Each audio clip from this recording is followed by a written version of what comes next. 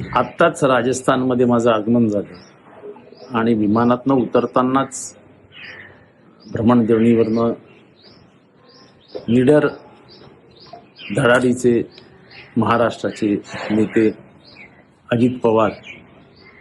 अजितदादा पवार यांच्या अपघाती निधनाची दुःखद वार्ता कानावर पडली।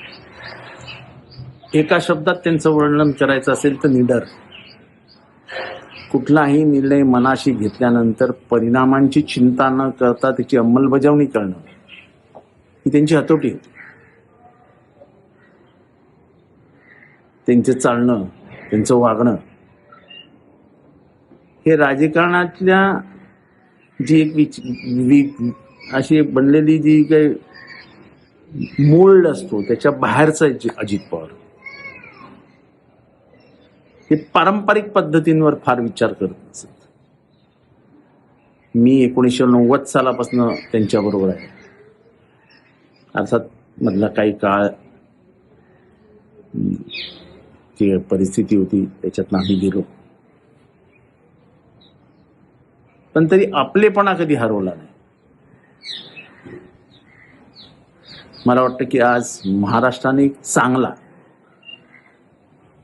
चांगला नेता गमावलाय, जी पोकळी भरून येणार नाही। पण सर्वात मोठी हानी झाली आहे ती पवार कुटुंबियांची। पवार कुटुंबियांचा वारसा खऱ्या अर्थाने पुढे घेऊन जाण्याची ताकद असलेला माणूस अजित पवार, नेमके तेच केले। ही हानी पण भरून निघू शकत नाही।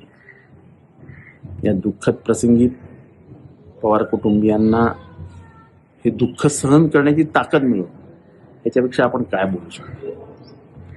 पण महाराष्ट्राची झालेली हानी भरून निघू शकत नाही एवढं म्हणतो अत्यंत प्रामाणिक मनाने सांगतो। महाराष्ट्राची मोठी हानी झाली। देव या मृतात्म्यास शांती देऊ एवढीच प्रार्थना।